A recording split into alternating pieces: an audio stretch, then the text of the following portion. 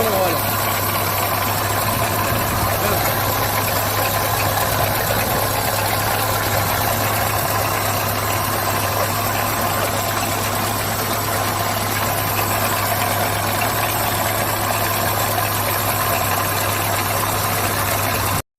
Aí, Miro, tirei aqui a tampa de baixo da lateral do teu motor aqui para poder conferir como é que tá essa parte de baixo aqui, porque eu achei que o pescador pudesse estar entupido.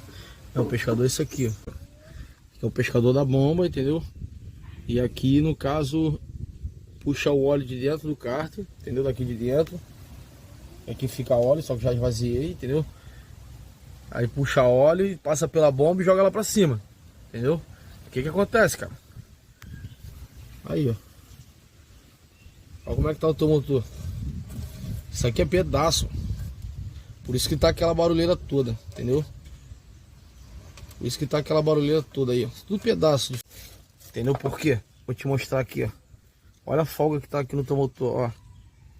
Ó. Ó. Tá vendo aqui, ó? Não sei se você vai conseguir ver. Vou tentar deixar o telefone aqui filmando. Ó. Tem que observar aqui, ó. Tá vendo? Ó. Entendeu? Ó. Ó o barulho, ó.